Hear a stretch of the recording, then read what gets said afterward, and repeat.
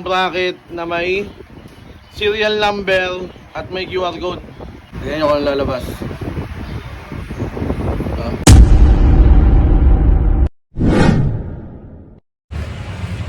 Ngayon mga kaport, sa video na to, ito yung kadugtong nung video na in-upload ko kahapon, yung sa click na binibuild natin na street bike mga kaport.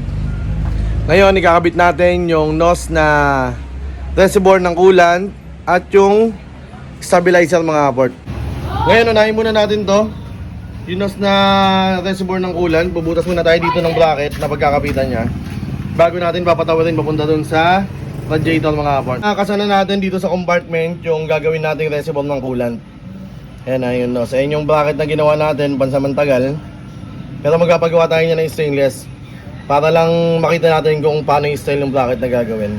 Yan muna yung ginawa natin. Tapos dito lalabas mga kaport. Yan. Pero itong compartment kailangan nating alisin kasi hindi ko mahugot yung stock na reservoir mga kaport, kasi meron nakakapit ata dito sa may ilalim. Kaya hinugot ko muna to para makita natin ang diretso. Ngayon tanggalin na natin tong reservoir na stock mga kaport para makabit natin yung drag pendle nya na alloy. Natanggalin natin yung compartment at natanggal na rin natin yung stock na reservoir. Ngayon mga kaport, kabit natin yung drag pendle nya mga kaport. Ito yung drag pendle nya mga kaport, yung pinakita ko sa inyo nung last video natin. And kakabit natin ngayon to. All goods mga kaport, nakabit na natin tong drag pendle nya na alloy. Nakabit na natin yung compartment mga kaport. Yan, dito natin niluhit yung hose. Yan, nasakto-sakto yung butas natin sa hose mga kaport. Ayan, as dito siya lumabas. Yan, ngayon kakabit na lang natin siya dito sa may radiator mga kaport. Yan, puputulan natin tong hose bago kabit na natin. All goods, nakabit na natin yung hose mga kaport. Tapos na tayo dito. Lalagyan na lang natin ng coolant to mga kaport. Tapos tapos na to. Proceed na tayo dun sa stabilizer. Kasi dito matagal-tagal natin gagawin to. Mukha abutin tayo magdamag mga kaport. Hindi ko na makalimutan mga kaport, meron pala nito. Ito yung magneto, yung sa parang breather ng magneto, yung butas dito. Yan, dyan, takip to mga kaport. Ito, kabit muna natin. Baka makalimutan ko ng tuluyan. Okay, alright. Yan, nakakabit na rin yung magneto cover mga kaport. Yan na yung carbon, no? Let's go! Unahin na natin mga kaport, tanggalin tong sa harapan. Yan, tatanggalin natin tong buong harapan. Tsaka yung dibdib mga kaport. Tapos itong ulo, tatanggalin din natin to lahat yung nito. Bago natin maikasa yung magnesium stab.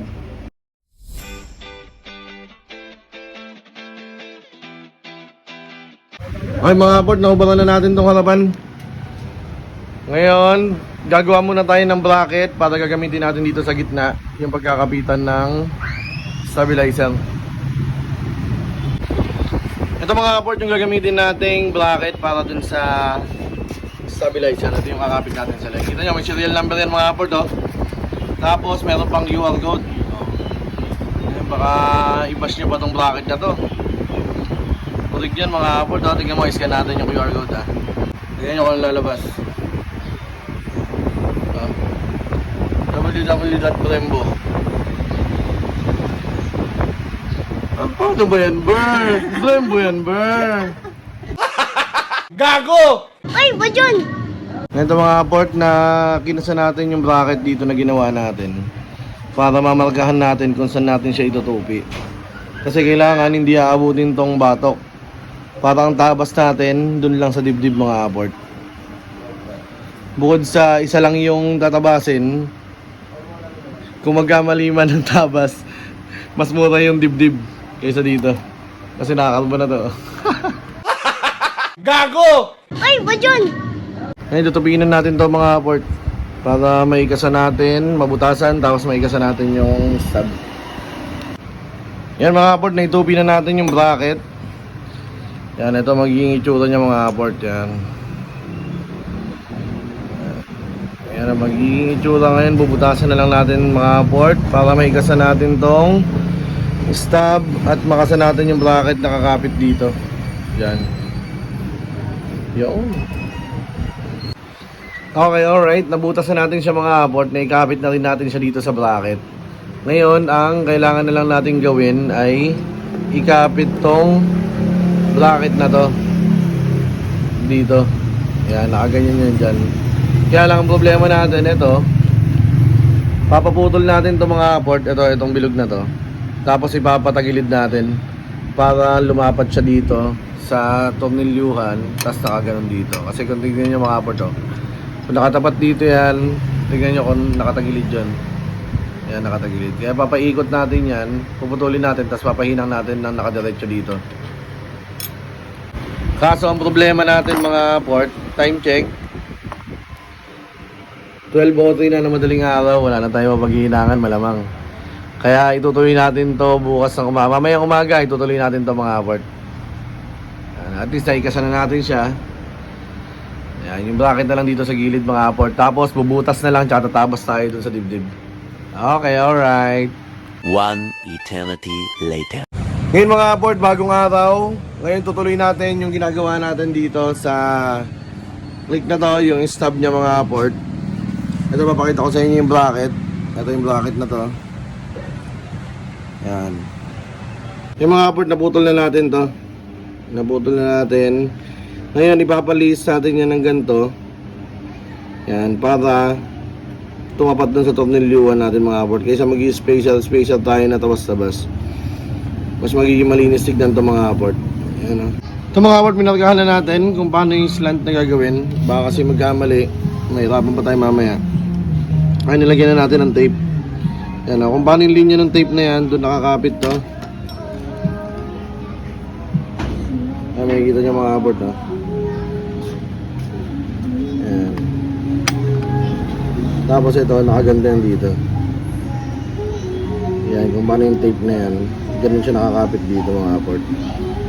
Okay, alright. Ito, punta tayo welding shop para pa-welding natin to. A few moments later. Andito na tayo sa welding shop na malapit sa amin mga port. At ayan, makikita nyo ay hininang na agad ni Manong yung pinapagawa natin. Let's go! Ngayon mga port, andito na tayo sa garahe. Ito, makikita nyo yung pinagawa natin. Ayan, lilinisin na lang natin yung hinang. Pero ayan, makita nyo nakatabigi na siya. Ayan, yan yung gusto natin mangyari. Ayan, ngayon linisin muna natin ito mga port. Baka linisin pa lang iba. Gago! Ay, ba dyan?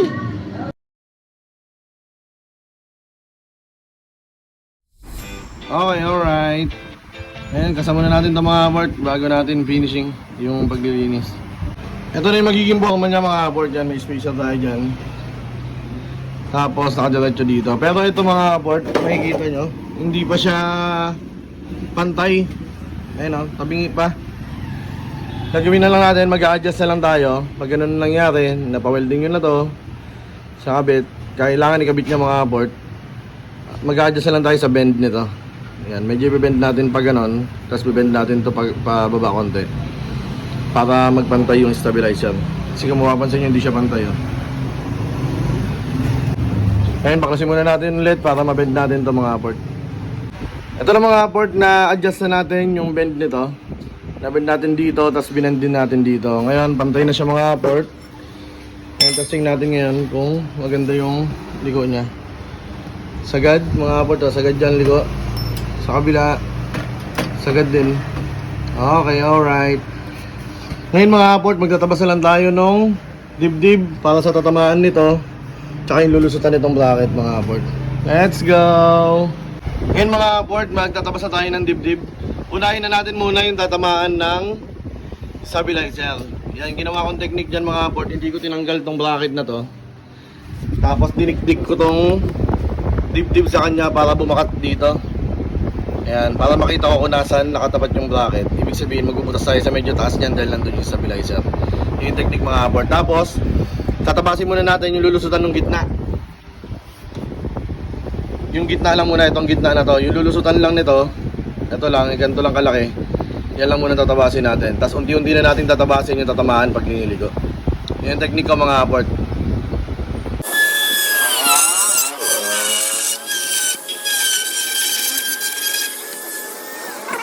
Ngayon na natapos na natin yung gitna mga port, kung saan papasok yung gitna ng stub. Sinalpak na natin yung dibdib.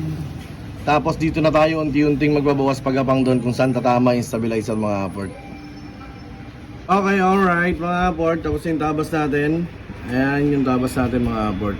Linisin na lang natin ng todo yun mamaya. Pero fitment check muna tayo. Let's go! Fitment check!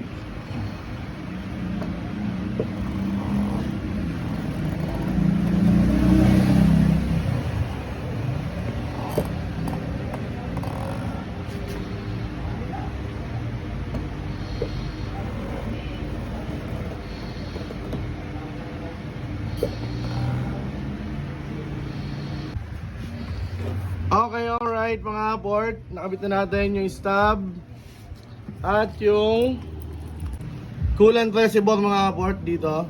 Nakabit na natin yan, nakagapang na sa ilalim. Nakabit na rin natin yung drag fender, yung magneto cover. Tapos yung nakabit natin ng nakaraang video, yung stage 6 na shock, tsaka yung ventilated disc. Yan, okay, all good sa tayo mga port. Ngayon kakabit na lang natin yung kaha. Bubuin na lang natin yung kaha nito, tapos na ito mga port. Glory to God, glory to God. At ito na nga yung itsura nung click after natin makabit lahat ng kaha at lahat ng mga pinakabit niya mga port. Ayan o. Ayan, napaka-pogi naman ito. All goods. Ngayon mga port, yung brake system niya na lang kulang, tsaka yung switch. Tapos next na plano nung may-ari nito, papalitan na natin yan yung brake master niya, rear brake, tsaka switch. Tapos i-wire tack natin mga port, yung mga lumawit kasi nga hinubaran natin itong likuran. Yan yung mga lumawit na wire na yan. Tsaka sa harapan mga port, i-wire tack natin yan mga port. Yun yung next na gagawin dito. Okay mga port, hanggang dito na lang muna tayo. Kita-kits tayo sa mga susunod na video. Bye bye!